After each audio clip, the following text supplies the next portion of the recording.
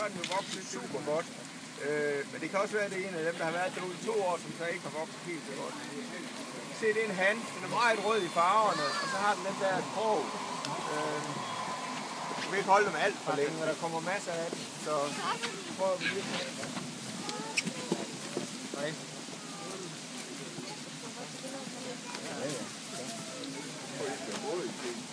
Sådan typisk af dem, der har været i havet i 1 år. Det er det, vi kalder for en grilse. Og den her, den er vel 70 cm eller noget i den stil.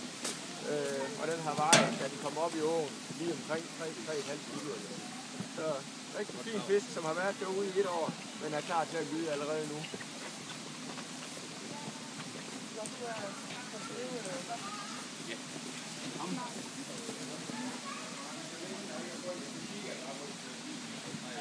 Der kan I se her, det er så en hundlaks, som har været ude i 2 år.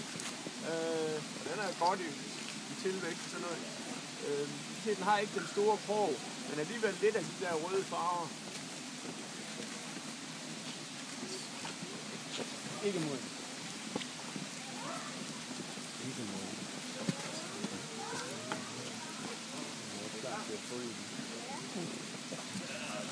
Der var en han her. Det er også sådan en af dem, der har været ude i 2 år. Kan I se fedtfinden er væk på den der? Det kan vi sige med sikkerhed, at det her det er en udsætningsfisk. Det er en af dem, vi har sat ud. Der er også nogle af de andre, der godt kan være udsætningsfisk. Vi er først begyndt at mærke her for 2 år siden. Så det var lidt inden de sådan rigtig begynder at komme igen.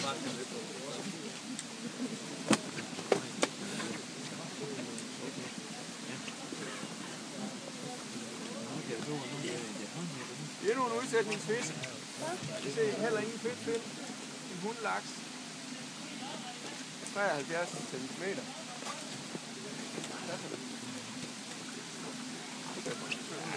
Ja,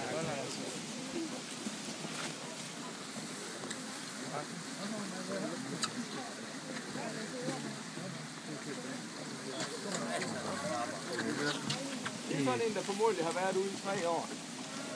Kigger den hen over ryggen, så kan I prøve at se, at den er helt vildt tynd hen over ryggen, og man kan se rygbenet. Det er fordi, den er formodentlig gået op i åen allerede i marts eller april måned. Når de kommer op i åen, så står de op i åen uden at tage føde til sig indtil gydeperioden, som er nu. Det vil sige et halvt til 3/4 år uden at spise effektivt langekur. Det skal være et gratis råd til alle sammen.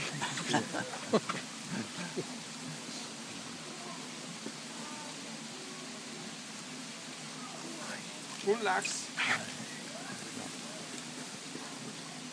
Men I kan se, at de ligner jo hinanden rigtig, rigtig meget. Fine farver. Ja, jo, det tror jeg mod. 6-7.000 æg i sådan en som den der.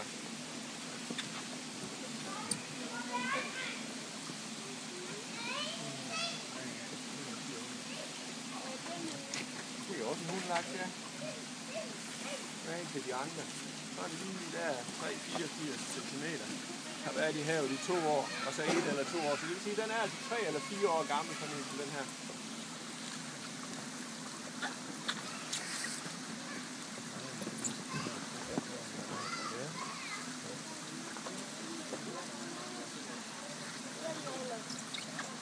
Også en handlagt.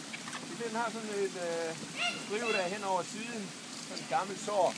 Det vil sige, der er et eller andet, der er fat i den. Det kan være en garnskade, eller det kan være en odder, der har været værd at prøve at rive i den. Et eller andet, der er i hvert fald sket med den. Men ellers ser den jo rigtig fin ud.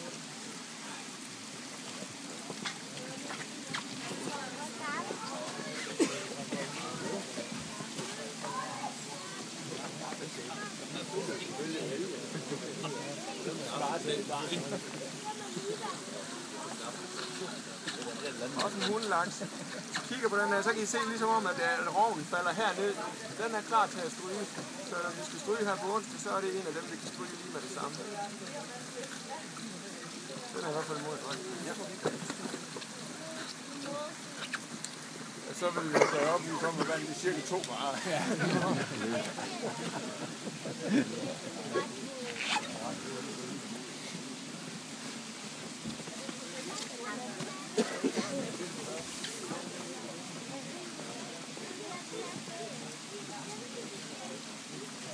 endnu en hundelaks. Kan I se, den er lidt krøllet på gællelåget. Så det kunne godt tyde på, at det er en udsætningsfisk også, den her. Selvom den ikke er findeklippet. Den er bare for tidligere.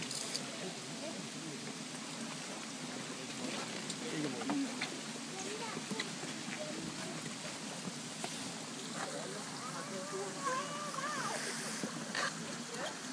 Stor hundelaks. Igen det med gællelåget. Det er også sådan en lille, ligesom sådan en lille fold på den der. Det kunne godt være en, der har været, som kommer herudefra.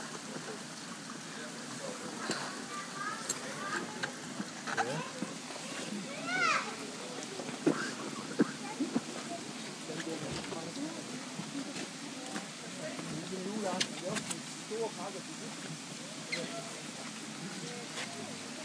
Det her, det er formodentlig sådan en grisehan også, som har gjort det rigtig godt og klaret sig.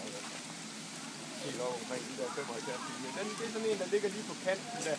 Man må tage dem der er over og under 75. Det er sådan en af dem, der lige går med i den lille gruppe. Det er stadigvæk en rigtig, rigtig fin fisk.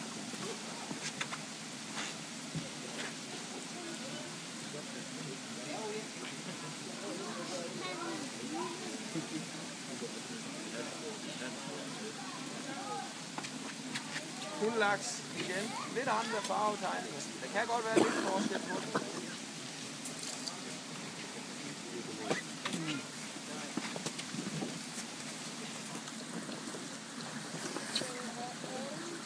Lille hanlaks. Normalt så udgør bestanden herude i Skjernå, det er omkring sådan 40-45% af laksen, der er derude. Det plejer at være dem her. Men i år der er der altså ikke så mange af dem. Så der har vi en lidt dårlig overgang af de der små. Det er sådan set lidt træls, fordi det betyder så til næste år, så er der ikke så mange mellemfisker, og om 3 år, så er der ikke så mange af de helt store. Og det har altså lidt at gøre med de her isvinter, vi måske har, hvor der kommer mange skarver op og en masse fugle op, som spiser planterne. Så er der simpelthen dårlig overlevelse på yngre. Så man kan simpelthen se, at der er forskel på årgangene, hvor god overlevelse de har haft.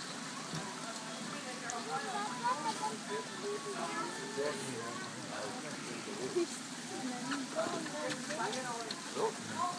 Hundelaks igen. Den tror jeg, den er mod en mark. Det er sådan lige der omkring.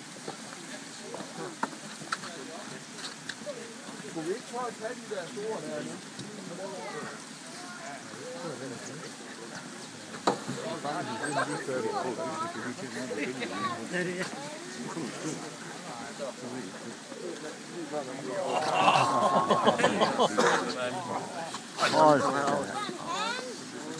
Der kan I se, det er dem, der har været ude i 3 år, dem her.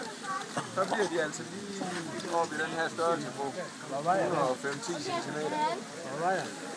Så i opgang, så vejer den jo typisk 12-14 kilo eller sådan noget i den stil. Men nu har de jo tabt en meget stor del af deres vægt, fordi de har haft den her slange uge i et halvt år. Så kan de måske veje, men den vejer nok alligevel 10 kilo. Den virkelig tung.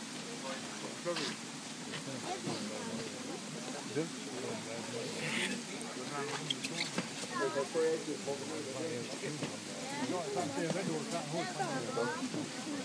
er også sygt inde over det. Det ser ud til at veje mere end 10 kilo. Det er noget af en fisk, hva'?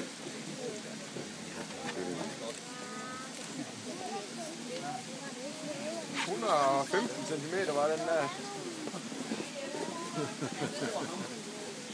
Jeg tror, at vi skal, nu hvor vi lige har gang i de der store hanner der, de der, det er formodentlig nogen, der har været ude i 3 år. Nu synes jeg, vi skal prøve at flytte den der ind. Så hvis I nu tager den i nettet, og så tager den med herud, så kommer vi den op i bagen, så lægger vi den. Jeg kan simpelthen ikke stå med heroppe. Og der kan I så se, hvor store de bliver, når de kommer op i den næste kategori der. Så vi prøver at tage det hvide net herud, og så bare tage fisken herud. Så bare tage den i nettet, så? Ja, så bare tage den med herud, så kan I lige se den. Fordi så kan I lige se, hvad der sker på det sidste år. Det bliver altså lige et nummer større. Det er det, der hedder en tomandsfisk.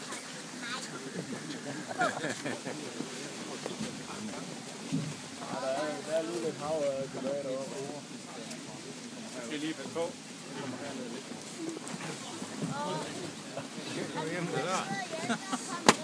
Så er jo ikke stor nok på.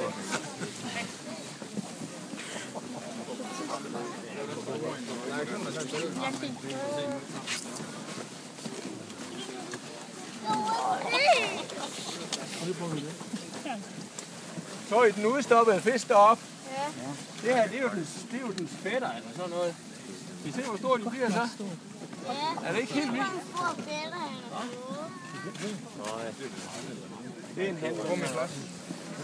Prøv at flytte nettet, så vil vi lige have det med i bagen. Jeg skal til at se. Prøv alle sammen. Der er 2 skridt tilbage. Ja, ja. Så kan alle se.